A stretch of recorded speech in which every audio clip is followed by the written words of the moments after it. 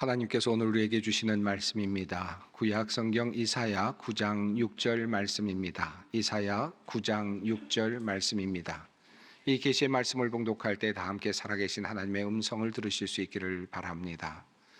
이는 한 아기가 우리에게 낳고 한 아들을 우리에게 주신 바 되었는데 그의 어깨에는 정사를 메었고 그의 이름은 기묘자라 모사라 전능하신 하나님이라 영존하시는 아버지라 평강의 왕이라 할 것임이라.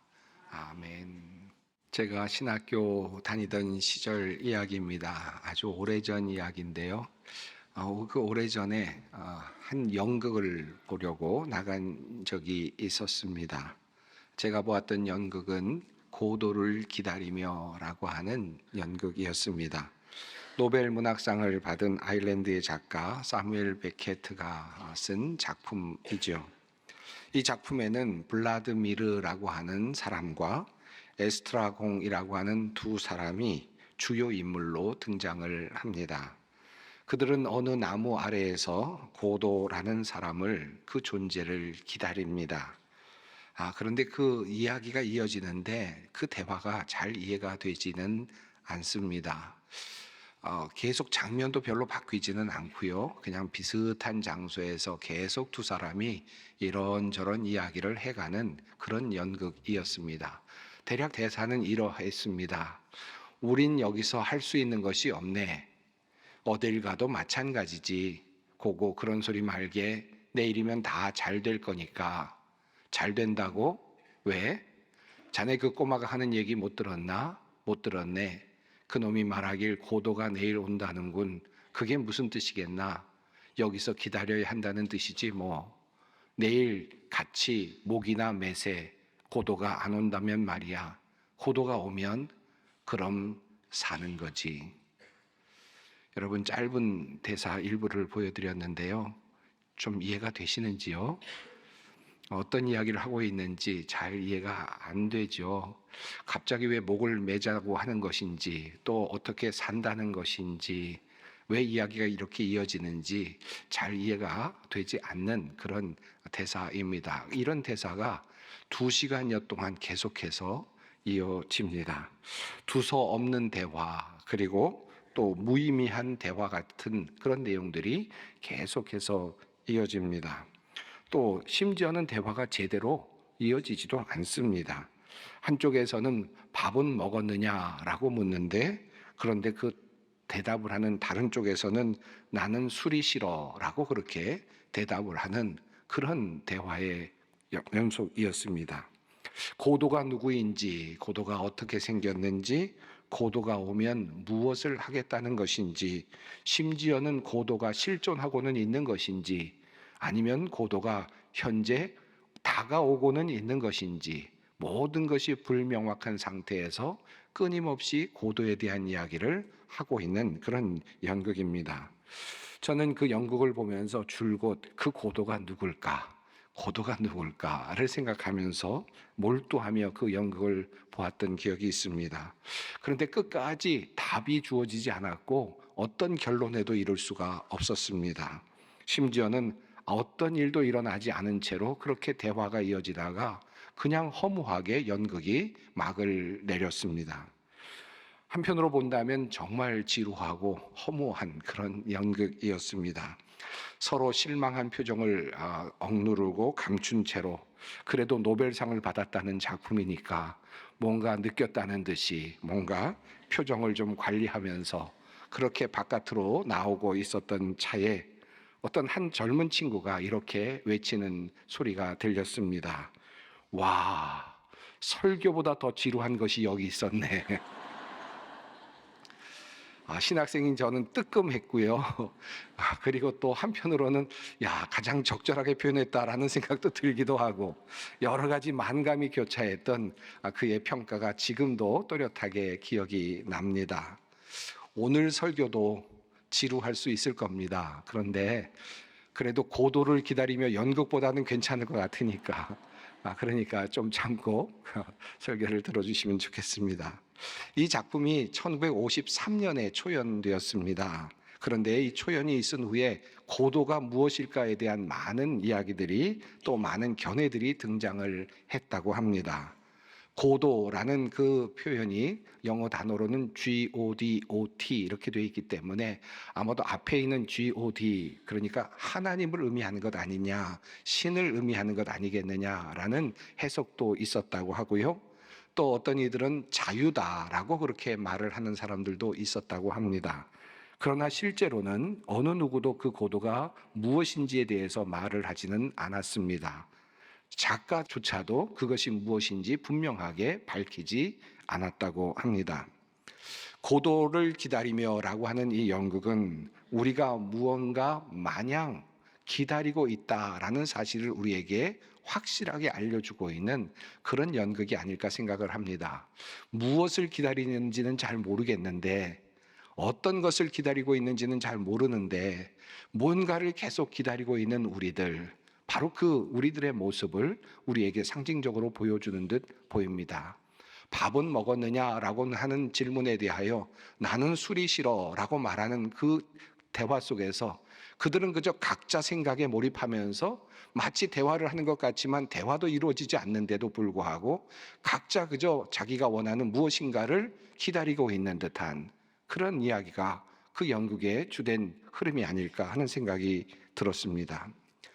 사랑하는 성도 여러분, 과연 우리는 그러면 무엇을 기다리고 있습니까? 우리가 기다리고 있는 것은 과연 무엇일까요? 자녀의 대학 합격 소식을 기다릴 수도 있겠고, 또 사업에 성공하는 그런 성공을 기다릴 수도 있겠고, 또 뭐 결혼을 기다릴 수도 있겠고, 다양한 것들을 기다릴 수도 있겠죠. 그러나 정말 그것이 우리가 기다리고 있는 것인가? 라고 하는 것을 다시 한번 짚어볼 필요는 있겠습니다. 라틴어 단어 중에 미래를 나타내는 단어가 크게 보면 두 개의 단어가 있다고 합니다. 하나는 futurum이라고 하는 단어입니다. 이 단어에서 영어인 future라고 하는 단어가 파생이 되었다고 합니다. 이 futurum은 한마디로 표현하면 이어지는 미래를 의미합니다.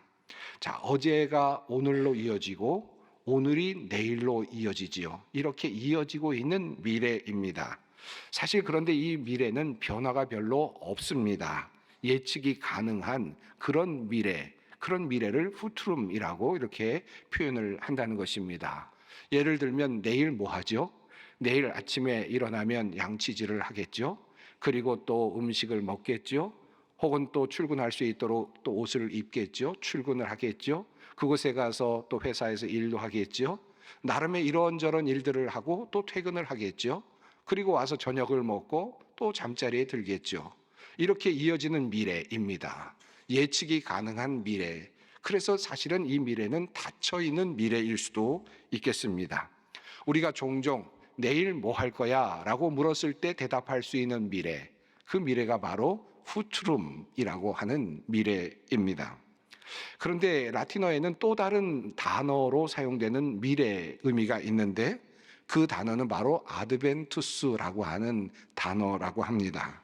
이 단어는 우리에게 다가오고 있는 미래를 우리에게 의미하고 있습니다. 조금 설명이 필요하겠습니다. 만약 우리에게 11월 13일, 2025년 11월 13일이 무슨 날입니까? 라고 묻는다면 일반인들에게는 그저 가을의 어느 날, 1년 후쯤의 어느 날쯤 되겠죠. 눈이 올 수도 있고 비가 올 수도 있고 흐릴 수도 있고 맑을 수도 있는 낙엽이 떨어지는 가을의 어느 날이라고 그렇게 말을 하실 것입니다. 조금 아시는 분이 있다면 그날은 대학 수학 능력 시험이 있는 날이다라고 대답을 하실지도 모르겠습니다. 그래서 그분들은 그렇게 말씀하시면서 출근이 조금 늦어지는 날이라고 이야기를 하실 수도 있겠고 조금 교통이 복잡한 날이라고 말씀하실 수도 있겠습니다. 한마디로 말하면 그저 예측이 가능한 미래입니다. 누구에게나 느껴질 수 있고 또 오게 되는 미래이죠. 후투룸에 해당이 되겠습니다. 그런데 이 날이 어떤 사람에게는 후투룸이 아닌 다른 의미가 될 수가 있습니다. 내년에 2025년에 대학 입시를 준비하는 학생이나 그 가족은 지금 벌써 그날이 며칠 앞으로 다가오고 있는지를 세어가고 있을 것입니다. 그날은 하루하루 다가오고 있는 미래이죠. 그야말로 아드벤투스가 되는 것입니다. 어떤 여성이 아이를 가졌습니다. 4개월이 되었습니다. 이제 조금씩 배가 불러올 것이고, 그리고 아기의 움직임이 느껴질 것이고요. 그리고 마침내 산딸이 되면 그 아이는 태어날 것입니다. 아이를 잉태했는데 아이를 낳지 않는다라고 하는 일은 일어날 수 없는 일입니다. 아이를 잉태했으면 반드시 아이는 태어나게 되어 있죠. 이게 바로 아드벤투스입니다. 확정되어서 우리에게 다가오고 있는 미래라고 할 수 있겠습니다. 자, 그렇다면 우리에게 이렇듯 확실한, 그러면서도 점점 다가오고 있는 아드벤투스는 어떤 것이 있겠습니까? 대학 수학 능력 시험, 우리나라에서 대학을 가고자 하는 학생이라면 이 시험은 아드벤투스이겠죠. 이 시험의 그 날짜는 아드벤투스가 될 것입니다. 조금씩 다가오고 있는 미래입니다. 아기를 임신한 여인에게 아기가 태어나는 그 날은 아드벤투스입니다. 그 날은 정해져 있고 다가오고 있습니다. 빌린 돈을 갚는 날, 그 날도 아드벤투스이죠. 점점 더 그날이 다가오고 있고 그날 반드시 나는 빌린 돈을 갚아야 할 것입니다. 교도소 생활을 하고 있는 수감자들에게 또 다른 아드벤투스가 다가오고 있죠. 석방의 날, 해방의 날, 이제 자유의 몸이 되는 그날을 손을 꼽아 기다리고 있을 것입니다. 그것이 바로 그들에게는 아드벤투스가 되는 것입니다. 그러나 확실히 올지 안 올지 모르는 미래들도 있습니다. 대부분은 오지만 오지 않을 수 있는, 나에게는 오지 않을 수 있는 미래가 있을 수 있습니다. 젊은 여성과 남성들에게 내가 결혼하는 날 있을 수도 있지만, 대부분 사람들은 결혼하는 날이 있겠지만 평생 동안 그 결혼하는 날이 오지 않을 수도 있겠죠. 암에서 완치되어 해방되는 그날, 모든 암을 앓고 있는 모든 사람들이 바라고 있는 그 날이지만 어떤 사람에게는 그날이 올 수도 있지만 어떤 사람에게 그날은 오지 않을 수도 있겠습니다. 아기를 임신하게 되는 날도 어떤 사람에게는 가능하지만 어떤 사람에게는 불가능할 것입니다. 이런 것들은 오고는 있지만 또 올 수도 있지만 오지 않을 수도 있는 우리의 미래일 것입니다. 자, 그렇다면 우리 모두에게 오고 있는 미래가 있다면, 우리 모든 인류에게 다가오고 있는, 나를 포함해서 어느 누구도 예외 없이 다가오고 있는 확정된 미래, 아드벤투스가 있다면 그것은 무엇이겠습니까? 그것은 아버지의 죽음, 어머니의 죽음, 그리고 나의 죽음. 바로 그것이죠. 이것은 정해져 있고 오고 있고 확실합니다. 이것이 다가오고 있고 그것은 우리의 아드벤투스, 미래입니다. 이것이 우리의 확정된 미래이고 시시각각 다가오고 있는 미래라면 과연 우리는 그런 상황 속에서 무엇을 기다리고 있을까? 거절할 수 없는 우리의 미래, 죽음이라고 하는 우리의 미래, 이 아드벤투스를 앞에 두고 우리는 무엇을 기다리고 있습니까? 그냥 죽음을 기다리고 있습니까? 우리는 과연 그 죽음을 그대로 맞이할 것을 기다리고 고대하고 있습니까? 확정되어 다가오고 있는 그 죽음에 대하여 우리는 무엇을 할 수 있습니까? 어쩌면 우리가 기다리고 있는 그것은 이 확정되어 다가오고 있는 이 죽음이라고 하는 아드벤투스를 어떻게 물리칠 수 있을까? 어떻게 극복할 수 있을까? 혹시 극복할 수 있지 않을까라고 하는 바로 그 기대, 그것을 가지고 무엇인가를 기다리고 있지 않을까요? 로마서 7장 24절에서 그러므로 바울은 이렇게 고백하지 않습니까? 오호라, 나는 곤고한 사람이로다. 이 사망의 몸에서 누가 나를 건져내랴. 내가 죽어가고 있고 내가 죽는 것이 확정되어 있는 이 상황 속에서 누가 나를 건져낼 것인가? 이것이 우리의 고백이고 우리의 기다림이 아니겠습니까? 한 사형수가 있습니다. 사형일이 언제인지 확정은 안 되었지만, 아니 이미 확정은 되었겠죠. 자기 자신이 모르겠죠. 그날이 하루하루 다가오고 있음을 느낄 것입니다. 그날은 반드시 올 것입니다. 확정된 미래 사형 집행일, 아드벤투스는 오고 있죠. 그런데 그가 그 확정된 미래를 예측하고 있으면서 만약에 그가 간절히 기다리고 있는 것이 있다면 무엇일까요? 그것은 바로 다가오고 있는 그 사형 집행의 그 집행이 취소되는 것, 소멸되는 것, 그야말로 석방의 소식, 해방의 소식일 것입니다. 사형수가 기다리고 있는 바로 그 고도는 바로 자유, 해방입니다. 그래서 그런지 고도를 기다리며라는 연극과 관련된 매우 흥미로운 기록이 하나 있습니다. 처음 연극이 발표되고 나서 대부분의 많은 평론가들이 그 연극에 대하여 혹평을 쏟아내었다고 합니다. 그런데 반면에 한 곳에서는 아주 엄청난 열렬한 환영과 찬사를 받았다는 것입니다. 그것이 어디였느냐 하면 캘리포니아에 있는 샌퀸틴 교도소였습니다. 그 교도소에서 이 연극이 상영되었는데 그 연극을 본 죄수들은 그 연극이 끝난 다음에 기립박수를 쳤고 눈물을 흘렸다라고 하는 기록이 있습니다. 횡설수설하는 것 같은, 자기 말만 하는 것 같은 그 대화 속에서 그들은 분명히 기다리고 있는 것이 있었습니다. 그리고 갈구하는 것이 있었습니다. 그 죄수들은, 그들은 그 고도가 분명했습니다. 자유였습니다.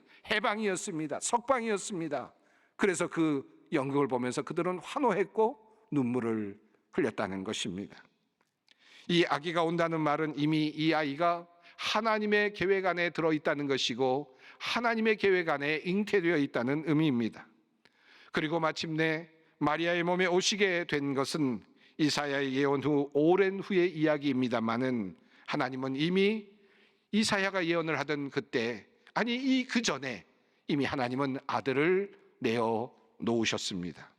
그리고 그것은 확정된 미래가 되었습니다.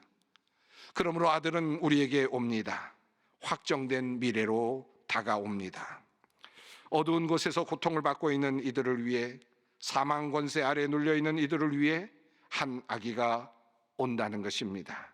그는 오셔서 고통받는 이들의 통치자가 될 것이며 놀라운 일을 하실 것이며 전능하시며 권좌에 앉으신 분으로 하나님으로 불릴 것이고 평화의 왕이라 불려질 것이라는 것입니다.